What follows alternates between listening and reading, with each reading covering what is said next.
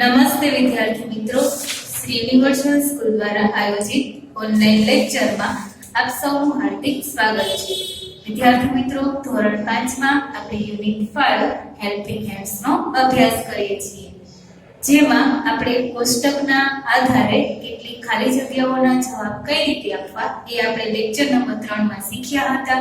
તો આજના લેક્ચરમાં આપણે જે ફર્સ્ટ કોષ્ટક શીખ્યા હતા એના આધારે પ્રશ્નોના જવાબ કઈ રીતે આપવા તેનો અભ્યાસ કરવાનો છે, જેમાં તમને who, what અને where આ ત્રણ પ્રકારના પ્રશ્નો આપેલા હશે.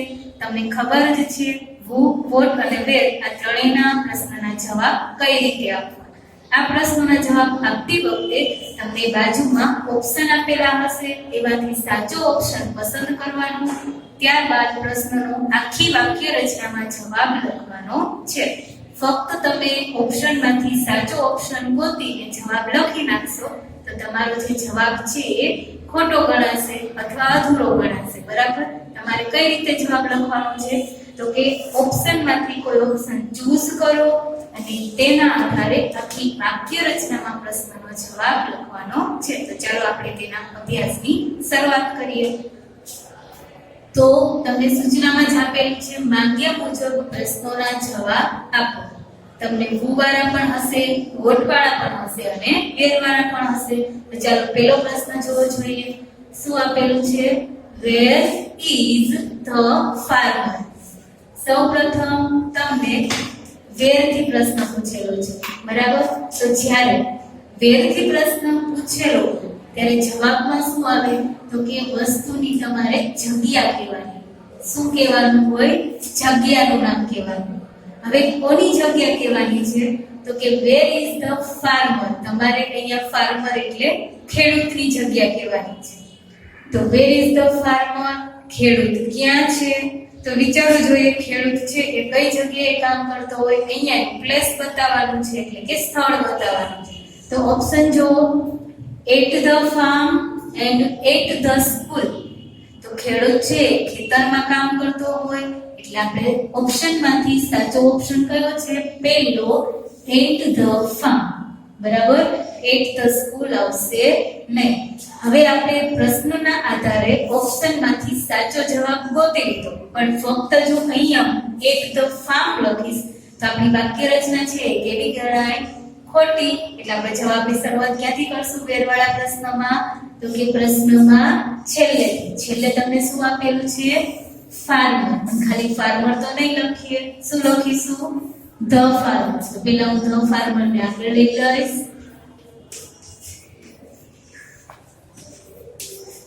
પછી શું આવશે? to be નું રૂપ is. બરાબર? where વાળા પ્રશ્નમાં આપણે પ્રશ્નના જવાબની શરૂઆત છેલ્લેથી કરી. છેલ્લેથી જે the farmer હતું એ અહીંયા મેં the farmer લખ્યું. પછી is and where એટલે એની જગ્યાએ આપણે એનું સ્થળનું નામ કહેવાનું છે. બરાબર? કઈ જગ્યાએ છે એ જગ્યાનું નામ. તો આપણે ઓપ્શનમાંથી શું સિલેક્ટ કર્યું? at the farm. જે અહીંયા એડ કરી દેશું at the farm. તો જવાબ શું બન્યો? the farmer is at the farm. ખેડૂત ખેતરમાં છે. બરાબર? ત્યાર પછીનો નેક્સ્ટ ક્વેશ્ચન જો who are at the market. તમને પ્રશ્નની શરૂઆતમાં who આપેલું છે. તો હવે તમને કોઈ પણ પ્રશ્નમાં who થી પ્રશ્ન પૂછેલો હોય ત્યારે જવાબમાં શું આવશે? તમને ખબર જ છે જવાબમાં આવે કોઈ પણ વસ્તુ અથવા વ્યક્તિનું નામ આવશે, વસ્તુનું નહીં. જ્યારે who થી પ્રશ્ન પૂછ્યો હોય ત્યારે જવાબમાં કોનું નામ આવે? માણસનું નામ આવશે. તો એ who ની જગ્યાએ માણસનું નામ લખવાનું છે. પણ કયા માણસનું? તમે શું પૂછ્યું? are at the market. તો માર્કેટની અંદર જે માણસો હોય તમારે એનું નામ લખવાનું છે. તમને શું પ્રશ્ન પૂછ્યો છે? માર્કેટમાં કોણ છે?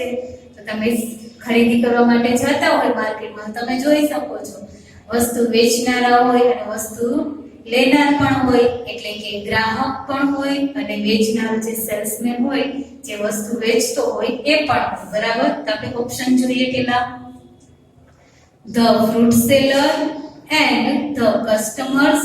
ધ ફ્રૂટ સેલર એટલે શું થાય? ફળ વેચનાર એન્ડ ધ કસ્ટમર. કસ્ટમર એટલે ગ્રાહક. એ બે વ્યક્તિ હોય અથવા તો ધ પ્લેયર. પ્લેયર એટલે કોણ? તો કે રમત રમનાર ખેલાડી. તો વિચારો જોઈએ માર્કેટમાં કોણ હોય? તો કે ફળ વેચનાર હોય એટલે કે the fruit seller and the customer. આ આખો જવાબ છે તમારો, બરાબર. ધ ફ્રૂટ સેલર એટલે કસ્ટમર એટલે ફળ વેચનાર પણ હોય અને કસ્ટમર એટલે કે ગ્રાહકો પણ હોય. હવે ઓપ્શન આપણને મળી ગયો છે. આખી વાક્ય રચનામાં જવાબ લખીએ. ભૂથી પ્રશ્ન પૂછ્યો છે, માણસનું નામ આવશે અને એ નામ આપણે ક્યાં લખવાનું છે? તો કે ભૂની જગ્યાએ, બરાબર. જ્યાં ભૂ આપેલો છે ત્યાં આપણે બધું ઓપ્શન છે લખી નાખીએ. તો ધ ફ્રૂટ સેલર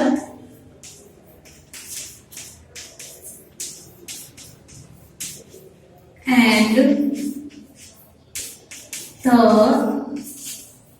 customers, બરાબર. ભૂની જગ્યાએ મેં નામ લખી નાખ્યા, ફ્રૂટ સેલર અને કસ્ટમર નું નામ લખ્યું. હવે શું કરીશ? તો કે પ્રશ્નમાં જે બાકી છે એ એડ કરી દેવાનું. તો બાકી શું છે? તો પહેલા છે આર લખો, પછી આપેલું છે 8 અને લાસ્ટમાં છે ધ માર્કેટ, એ પણ એડ કરી દો. The market. તો આપણો આખો જવાબ શું બન્યો? The fruit seller and the customer are at the market. ફળ વેચનાર અને ગ્રાહકો માર્કેટની અંદર છે. ત્યાર પછી ફરીથી પાછો પ્રશ્ન વાંચો. Who takes care of our safety. તો અહીંયા પણ તમને ભૂથી પ્રશ્ન પૂછેલો છે. હવે તમને ખબર જ છે ભૂથી પ્રશ્ન પૂછે એટલે જવાબમાં કોણ આવે? માણસનું નામ આવે, બરાબર. તો હવે તમારે કોનું નામ લખવાનું છે? તો કે ટેક્સ કેર. કેર એટલે કે ધ્યાન રાખે. અવર સેફટી. તો ટેક્સ કેર એટલે આપણે ધ્યાન રાખવું, એન્ડ અવર સેફટી એટલે સુરક્ષા અને સલામતી, એટલે કે આપણી સલામતી રાખવી, બરાબર. તો તમને પ્રશ્નમાં શું પૂછ્યું છે કે એવી કોણ વ્યક્તિ છે કે જે આપણી સાર સંભાળ રાખે છે, આપણી સલામતીની સુરક્ષા કરે છે? આ વ્યક્તિ કોણ છે? તો ઓપ્શનમાં જો તમારી સામે છે the postman and the policeman.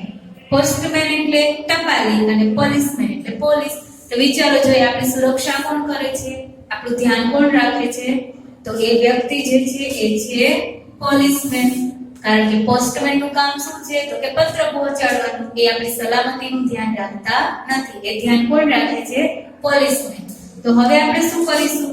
તો કે આપણને જે નામ મળ્યું ધ પોલીસમેન એ આપણે અહીંયા ભૂની જગ્યાએ લખી નાખશું. તો અહીંયા હું લખીશ ધ પોલીસમેન. ત્યાર પછી શું કરવાનું? તો કે જે પ્રશ્નમાં બાકી છે એડ કરી દો. ભૂની જગ્યાએ નામ લખો છો એટલે ભૂ તો લખવાનું જ નથી. હવે બાકી છે tax care of our safety. Ready? તો આપણો પ્રશ્ન શું બન્યો? The policeman tax care of our safety.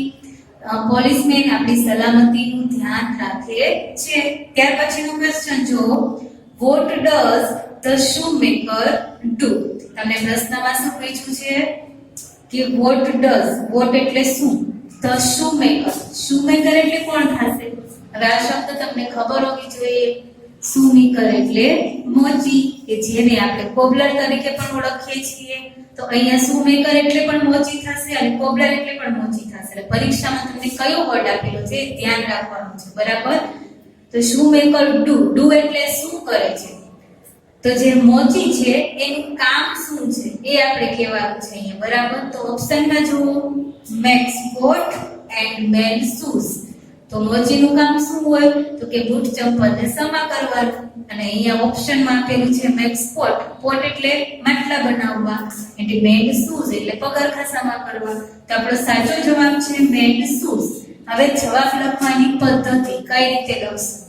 પહેલા તમને અહીંયા કોનું કામ પૂછ્યું છે? તો કે શૂમેકર એટલે કે મોચી. તો અહીંયા આપણે શું લખીશું? The Shoemaker. ધ શૂમેકર બરાબર. પછી શું આવે? shoe maker. પછી એ કામ શું કરે છે? તો કે mend shoes. તો આ જ ઓપ્શન પાડીને અહીંયા મૂકી દો. mend shoes. તો આન્સર બન્યો the shoemaker mend shoes. મોચી પગરખાં સમા કરે છે. બરાબર. જે વ્યક્તિનું કામ લખવાનું હતું એ વ્યક્તિનું નામ લખ્યું આપણે shoemaker અને એનું કામ દર્શાવ્યું. એટલે આ રીતે એનો આખા પ્રશ્નનો જવાબ બનેલો છે. ત્યાર પછીનો નેક્સ્ટ પ્રશ્ન એના જેવો જ છે. what does the fruit seller do? what એટલે શું? the fruit seller અહીંયા તમારે કોનું કામ બતાવવાનું છે? તો કે fruit seller એટલે કે ફળ વેચનારનું કામ. તો ફળ વેચનાર do એટલે શું કરે છે? do નો મતલબ એનું કામ બતાવવાનું છે, એની કઈ ક્રિયા કરે છે એ બતાવવાનું છે. બરાબર. પણ અહીંયા ક્રિયા નહીં, પણ આપણે કે શું આન્સર લખીશું? એનું કામ લખીશું. તો ફ્રૂટ સેલર નું કામ શું છે? ઓપ્શનમાં જો sells fruits and sells grocery. Fruit seller ફળ વેચનાર શું વેચે? તો કે ફળ વેચે. તો સેલ્સ ફ્રૂટ એટલે ફળ વેચવા એન્ડ સેલ્સ ગ્રોસરી એટલે કરિયાણું વેચવું. ગ્રોસરી એટલે શું થાય? કરિયાણું. આપણે સાચો જવાબ છે સેલ્સ ફ્રૂટ્સ. જે રીતે આમાં જવાબ લખ્યો એ જ રીતે આમાં શું લખીશું? તો કે પહેલા ધ ફ્રૂટ સેલર, જે વ્યક્તિનું કામ કીધું છે એ વ્યક્તિનું નામ લખો ધ ફ્રૂટ સેલર. પ્રશ્નમાંથી ફક્ત આપણે એ વ્યવસાયકારનું નામ જ લીધું છે. બરાબર. તો એ વ્યવસાયકાર તરીકે ફ્રૂટ સેલર હતું એ લખ્યું. હવે એનું કામ શું છે? તો કે ફળ વેચવા. તો અહીંયા જે છે અહીંયા મૂકી દો સેલ્સ ફ્રૂટ્સ. આપણો જવાબ થઈ ગયો. ઓપ્શનમાંથી સેલ્સ ફ્રૂટ લીધું અને પ્રશ્નમાંથી ધ ફ્રૂટ સેલર. એને ગોઠવા કેવી રીતે? તો વ્યવસાયકારનું નામ પછી વ્યવસાયકારનું કામ. તો the fruit seller sells fruits એટલે ફળ વેચનાર ફળ વેચે છે. ત્યાર પછીનો ક્વેશ્ચન જો what does the potter do? એના જેવો પ્રશ્ન છે. what does the potter do? potter એટલે કોણ થાય? વિચારો જોઈએ. કુંભાર. તો અહીંયા તમને શું પ્રશ્ન પૂછ્યો છે? કુંભાર શું કરે છે? જ્યારે કોઈ પ્રશ્નમાં તમને ડુ આપેલું હોય ત્યારે વ્યક્તિનું કામ અથવા ક્રિયા કહેવાની હોય. આ રીતે જો પ્રશ્ન આપેલો હોય તો કુંભાર શું કરે છે? પહેલા ઓપ્શન જુઓ. કુંભારનું કામ શું છે? તમને ગુજરાતીમાં ખબર છે કે માટલા બનાવવા. તો અહીંયા જુઓ મેડ શૂઝ એટલે પગરખાં સમા કરવા એન્ડ મેક સ્પોર્ટ્સ એટલે માટલા બનાવવા. તો જવાબ લખીએ. પહેલા વ્યવસાયકારનું નામ ધ પોટર. હવે એનું કામ શું છે? તો કે મેક સ્પોર્ટ્સ. એને ઉપાડીને અહીંયા મૂકી દો make sports. The Potter make sports એટલે કુંભાર માટલા બનાવે છે.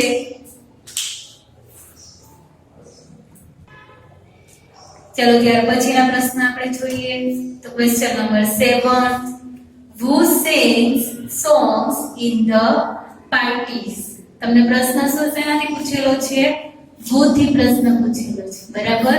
જ્યારે ભૂથી પ્રશ્ન પૂછે ત્યારે જવાબમાં આવે માણસનું નામ. પણ અહીંયા તમારે ખોટું નામ લખવાનું છે. તો કે સિંગ એટલે ગાય છે, સોંગ એટલે ગીત, ઇન ધ પાર્ટીઝ એટલે પાર્ટીમાં જે ગીતો ગાય છે એ કોણ છે એ તમારે કહેવાનું છે. તો તમને આનો તો આન્સર આગળ જ. ગીત ગાવાનું કામ છે કયો વ્યવસાયકાર કરે? તો કે સિંગર. તો આપણે ઓપ્શનમાંથી નહીં અ સિંગર એન્ડ અ ડાન્સર માંથી ચૂઝ કોને કરવાનું છે? અ સિંગર ને. ઓકે. હવે આપણે વાક્ય રચનામાં જવાબ લખીએ. તો શું કરવાનું? તો કે જે who છે એની જગ્યાએ આપણે અ સિંગર લખી નાખીએ. તો who ની જગ્યાએ અ સિંગર. હવે પ્રશ્નમાં જે બાકી છે એ એડ કરી દો. તો sings songs in the parties. A singer sings songs in the parties એટલે ગાયક પાર્ટીમાં ગીતો ગાય છે. ભૂથી પ્રશ્ન પૂછ્યો એટલે જવાબમાં માણસનું નામ આવે અથવા માણસ દર્શાવવાનું હોય. અહીંયા ભૂની જગ્યાએ આપણે વ્યવસાયકાર અ સિંગર લખ્યું છે અને પછી આખો પ્રશ્ન જવાબ લખવાની ટ્રીક છે. બરાબર. ત્યાર પછી who gives medicines to the patient. અહીંયા પણ ફરીથી તમને શેનાથી પ્રશ્ન પૂછ્યો? who થી. તો who થી પ્રશ્ન પૂછે એટલે આપણે નામ જ લખશું. નામ મીન્સ તો કે કોઈ માણસ બતાવવાનું છે, બરાબર? હવે અહીંયા કયા માણસની વાત થઈ છે? તો gives medicines. medicines એટલે દવા. give એટલે આપવું. તો જે દવા આપે છે કોને? તો કે પેશન્ટને. પેશન્ટને દવા આપવાનું કામ છે એ કોણ કરે? તો આ તો ખબર પડી જ છે તમને. કોણ આવે? ડોક્ટર. હવે ઓપ્શનમાં જોવો જોઈએ, a doctor and a policeman. તો આપણો સાચો જવાબ છે અ ડોક્ટર. હવે જવાબ કઈ રીતે લખીશું? તો કે who ની જગ્યાએ આપણે લખી નાખવાનું અ ડોક્ટર. હવે ઓપ્શનમાં જો તમને આર્ટિકલ એ ની જગ્યાએ જો ધ આપેલો હોય તો તમારે ધ લખવાનો, અ આપેલો હોય તો અ. આ બંને આર્ટિકલ જ છે, બરાબર? અહીંયા આપણને આર્ટિકલ તરીકે એ આપેલો છે ઓપ્શનમાં, એટલે આપણે અહીંયા એ લખેલો છે. ત્યાર પછી જો શું કરવાનું? તો કે પ્રશ્નમાં બાકી છે એ લખો gives medicines. gives medicines લખ્યું, પછી આવશે to the patient. તો પ્રશ્ન પૂછ્યો તો આપણને who gives medicines to the patient એટલે દર્દીને દવા કોણ આપે છે? તો જવાબમાં આપણે લખ્યું a doctor gives medicines to the patient. Doctor દર્દીને દવા આપે છે. who ની જગ્યાએ a doctor લખ્યું, પછી આપો પ્રશ્ન. ત્યાર પછી જો what does a nurse do? હવે તમને પ્રશ્ન શેનાથી પૂછ્યો? તો કે what થી. તો પ્રશ્ન વાંચો. what does a nurse do? do એટલે કે નર્સ શું કરે છે એવું આપણને કીધું છે. મતલબ કે અહીંયા તમારે વ્યવસાયકારનું નામ આપેલું છે a nurse. હવે આપણે એનું કામ કહેવાનું છે. તો નર્સનું કામ શું હોય છે? બરાબર, દર્દીની સાર સંભાળ રાખવાનું. તો ઓપ્શનમાં જુઓ takes care of plants. તમને અહીંયા આપેલું છે takes care of plants. plants એટલે શું થાય? તો કે છોડવા. તો નર્સ છે છોડનું ધ્યાન રાખે છે નહીં, કોનું ધ્યાન રાખે? દર્દીનું. તો સેકન્ડ ઓપ્શન જુઓ takes care of patients. patients એટલે દર્દી, એટલે આપણો સાચો જવાબ છે બીજો ઓપ્શન. કારણ કે પહેલામાં પ્લાન્ટ આપ્યું હતું. પ્લાન્ટ એટલે વૃક્ષના નાના જે છોડવા હોય તે થાય, અને પેશન્ટ એટલે દર્દીઓ. તો નર્સ દર્દીનું ધ્યાન રાખે, એટલે આપણો જે સેકન્ડ ઓપ્શન છે એ સાચો જવાબ છે. ત્યાર પછી જવાબ લખવાની રીત તો આપણે આવી જ ગયું છે. શું કરીશું? તો કે જે અ નર્સ છે એ આગળ લઈ લ્યો. મેં તમને હમણાં જ કીધું હતું અહીંયા આર્ટિકલ સ્વરૂપે ધ આપેલો, અ આપેલો છે એટલે આપણે અ લખ્યો. જો અહીંયા ધ આપેલો હોય તો અહીંયા આપણે ધ લખવાનું, બરાબર? અહીંયા અ નર્સ એટલે અહીંયા પણ અ નર્સ, કારણ કે આપણને વ્યવસાયકારનું અહીંયા કામ પૂછેલું છે. તો નર્સનું નામ લખીને હવે એનું કામ, તેનું કામ શું છે? Tax care. ઓપ્શનમાંથી આપણે જે ચૂઝ કર્યું એ જ અહીંયા લખવાનું છે ટેક્સ કેર ઓફ પેશન્ટ. તો what does a nurse do? Nurse શું કરે છે? તો a nurse takes care of patient એટલે નર્સ છે એ દર્દીઓનું ધ્યાન રાખે છે, બરાબર? ત્યાર પછીનો ક્વેશ્ચન છે where do the players play? પ્રશ્ન શું પૂછ્યો છે? સૌથી પહેલા તો where થી પ્રશ્ન પૂછેલો છે, બરાબર? તો where થી પ્રશ્ન પૂછેલો હોય ત્યારે જવાબમાં શું આવે? where થી પ્રશ્ન પૂછે એટલે જવાબમાં જગ્યા બતાવવાની. શું બતાવવાનું હોય? જગ્યા. અહીંયા કોની જગ્યા બતાવવાની છે? તો કે where do the players play?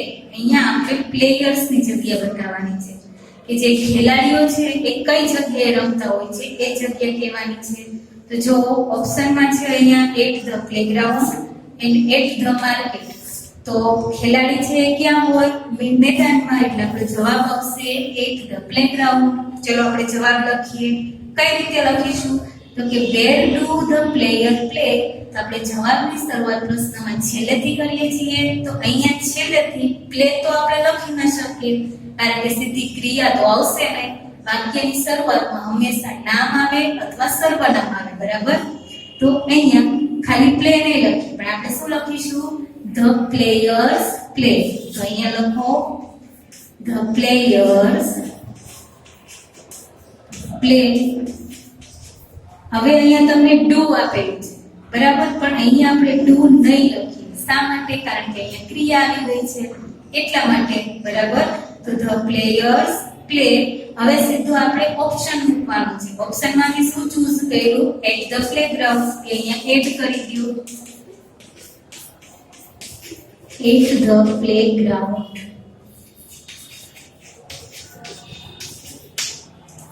તો where do the players play. રમતના ખેલાડીઓ છે એ ક્યાં રમે છે? તો the players play at the playground. ખેલાડીઓ રમતના મેદાન પર રમે છે. પ્રશ્નમાંથી આપણે ફક્ત આટલું જ લીધું છે, ધ પ્લેયર્સ પ્લે. બાકીનો જે છે આપણે ઓપ્શનમાંથી મૂક્યું છે, બરાબર. ત્યાર પછીનો ક્વેશ્ચન જુઓ, who scales the map. પ્રશ્ન પાછો ફરીથી આવ્યો ભૂથી પ્રશ્ન પૂછે એટલે જવાબમાં આવે માણસનું નામ, બરાબર. હવે કોનું નામ પૂછ્યું છે? તો કે who scales. scales એટલે શું થાય? તો કે માપણી કરવી. the map. map એટલે શું થાય? તો કે નકશાની. તો કે નકશાનું માપ કોણ કરે છે? તો વિચારો જોઈએ, નકશો બનાવેલો હોય એ મુજબની માપણી કોણ કરે છે? તો ઓપ્શન જુઓ, એન્જિનિયર કે ડોક્ટર. તો તમને ખબર છે માપણીનું કામ કરવાનું કામ એન્જિનિયરનું છે, ડોક્ટરનું નહીં. એટલે આપણે સાચો જવાબ આવશે એન્જિનિયર. હવે આમાં તો જવાબ લખાય નહીં, તમને ખબર જ છે. વોની જગ્યાએ આપણે લખી નાખીશું એન્જિનિયર, બરાબર. વોની જગ્યાએ લખ્યું એન્જિનિયર. હવે આખું ક્વેશ્ચન લખો, સ્કેલ્સ ધ મેપ. તો engineer scale the map. Engineer માપણી કરે છે. બીજી એક વસ્તુ, અહીંયા આર્ટિકલ તરીકે એન આપેલું છે, નથી ધ આવ્યો કે નથી એ આવ્યો. તો હવે તમને ખબર હોવી જોઈએ કે અહીંયા એ શા માટે આવ્યો છે. શા માટે આવ્યો છે? તો કે કારણ કે જે નામની આગળ આર્ટિકલ મૂકવાનો હોય એ નામનો પહેલો અક્ષર સ્વર આવતો હોય. સ્વર એટલે કોણ? એ, ઈ, આઈ, ઓ, યુ. જો આ 5 અક્ષરથી કોઈ સ્પેલિંગની શરૂઆત થતી હોય અને આર્ટિકલ મૂકવાનું હોય તો આર્ટિકલ તરીકે એન આવે. તો આપણે અહીંયા એટલા માટે એન લગાડ્યો છે, બરાબર. તો who scales the map. નકશાની માપણી કોણ કરે છે? Engineer scale the map. નકશાની માપણી એન્જિનિયર કરે છે. ત્યાર પછીનો question, where does a photographer take photos. પ્રશ્ન પૂછેલો છે અહીંયા where થી. તમારે પ્રશ્નનો પહેલો શબ્દ જોઈ લેવાનો, કારણ કે એના આધારે જ તમને ખબર પડે કે આપણે જવાબમાં શું લખવાનું છે. તો where થી પ્રશ્ન પૂછ્યો છે એટલે આપણે જવાબમાં જગ્યાનું નામ બતાવવાનું છે, બરાબર. કોની જગ્યા કહેવાની છે? તો કે where does a photographer take photos. a photographer એટલે ફોટો પાડનાર, ટેક એટલે લેવા અને ફોટોસ એટલે ફોટો. તો કે ફોટોગ્રાફર ફોટો ક્યાં લે છે? બરાબર. ફોટોગ્રાફર છે ફોટો પાડવાનું કામ કઈ જગ્યાએ કરે છે એ આપણે કહેવાનું છે. તો ઓપ્શનમાં જો એટ ધ સ્કૂલ કે એટ ધ સ્ટુડિયો. તો વિચારો જોઈએ, ફોટોગ્રાફર ફોટો ક્યાં પાડશે? તો કે એના પોતાના સ્ટુડિયોમાં. આપણો જવાબ આવશે એટ ધ સ્ટુડિયો. હવે જવાબ લખવાની પદ્ધતિ, તો કે પ્રશ્નમાં છેલ્લેથી જવાબ લખીશું. તો છેલ્લેથી આપણે જવાબ લખવો હોય તો ડાયરેક્ટ આપણે ટેક ફોટોસ તો લખી ના શકીએ. શરૂઆતમાં આપણે શું બતાવવું પડે? તો કે હેલ્પરનું નામ, વ્યવસાયકારનું નામ, જે અહીંયા તમને આપેલું છે ફોટોગ્રાફર, એવું અહીંયા લખી દઈશ. પ્રશ્નની શરૂઆતમાં હેલ્પરનું નામ આવી ગયું. એની સાથે હવે આપણે શું જોઈન્ટ કરવાનું છે? તો કે એની ક્રિયા, એનું કામ, ટેક ફોટોસ. એનું જે કામ છે એ આપણે એની સાથે જોઈન્ટ કરી દો. તો આખું શું બન્યું? Photographer take photos. Photographer photo લે છે. હવે સીધી એની જગ્યા બતાવવાની છે. ડસ તો આપણે લખવાનું નથી, તો કઈ જગ્યા આવશે? At the studio. એડ કરી દો ત્યાં. તો a photographer takes photo at the studio. Photographer સ્ટુડિયોમાં ફોટા લે છે. ચાલો ત્યાર પછીના પ્રશ્ન. હવે અહીંયા જે મેં 4 પ્રશ્ન લખેલા છે તેમાં ઓપ્શન નથી દર્શાવ્યા. બરાબર? શા માટે? કારણ કે પરીક્ષામાં કદાચ તમે આ રીતે પણ પ્રશ્ન પૂછી શકે કે ઓપ્શન ન આપે તો તમારે ઓપ્શન ન હોય છતાં પણ જવાબ કઈ રીતે લખવા એ આપણે શીખીએ. તો ચાલો આપણે 12 સુધી પ્રશ્ન જોયા હતા. હવે નેક્સ્ટ 13મો question. Where does a farmer work?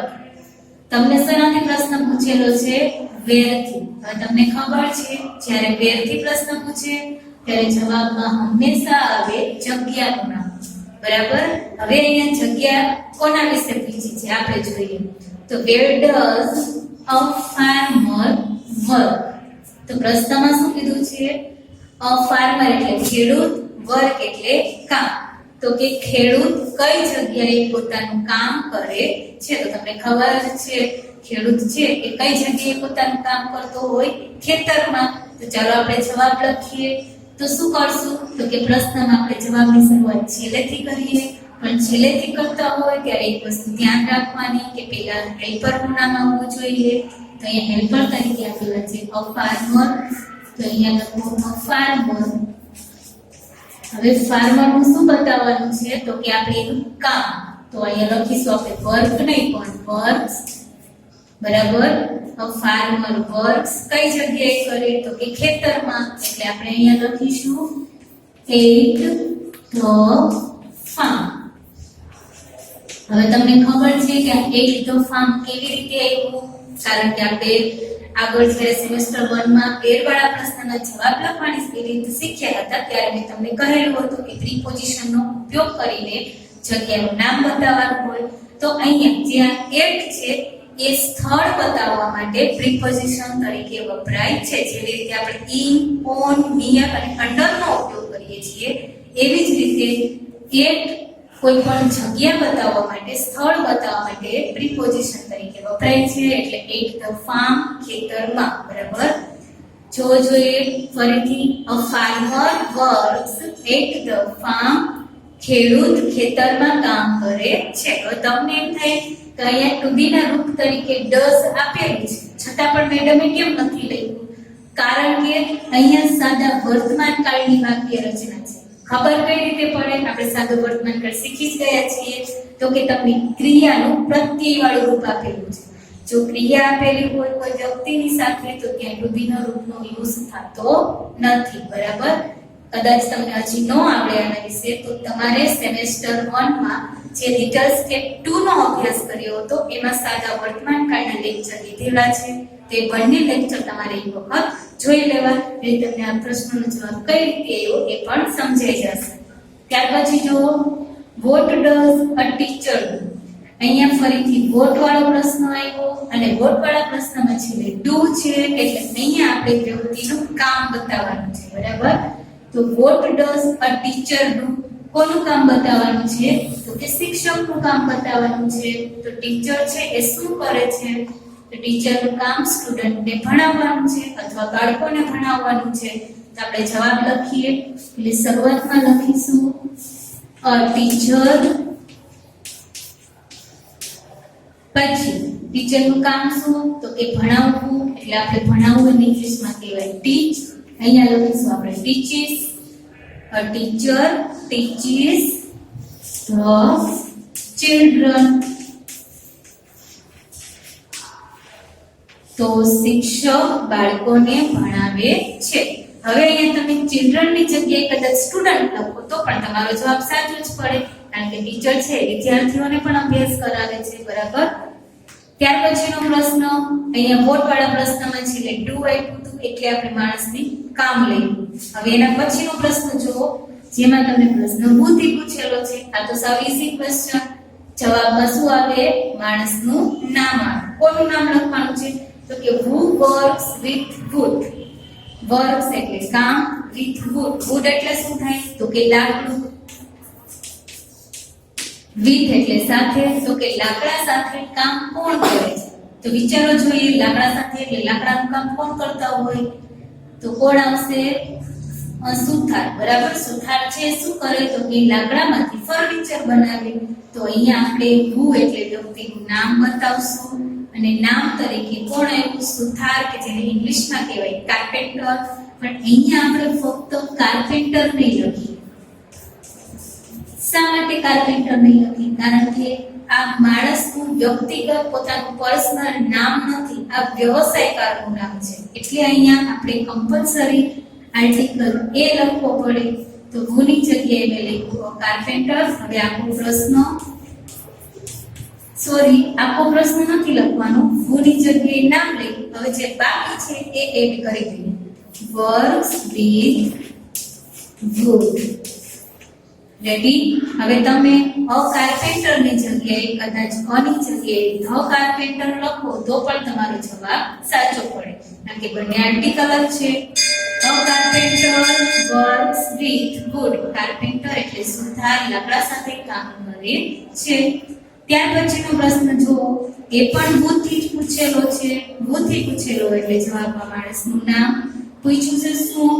તો કે who is busy with law and order. busy એટલે વ્યસ્ત છે. કોની સાથે વ્યસ્ત? તો કે law and order. law એટલે કાયદા અને order એટલે વ્યવસ્થા જાળવવામાં. તો કે કાયદો અને તેની વ્યવસ્થા જાળવવામાં busy કોણ છે? એ કોનું કામ છે? તો વિચારો જોઈએ, કાયદા જાળવવાનું, એની સુરક્ષા કરવાનું કામ, એની વ્યવસ્થા જાળવવાનું કામ કોનું છે? તો તમે તરત કહેશો કે પોલીસમેનનું. નહીં, પોલીસમેનનું કામ શું છે? તો કે તમારી સલામતી જાળવવાનું, બરાબર, તમારી સુરક્ષા કરવાનું. કાયદાની જાળવણી કરવાનું કામ કોનું છે? એ કામ છે વકીલનું. તો આપણે અહીંયા નામ કોનું આવશે? વકીલ એટલે કે લોયર. આની જેમ જ આપણે અહીંયા લખીશું આર્ટિકલ લગાડવાનું એટલે લોયર.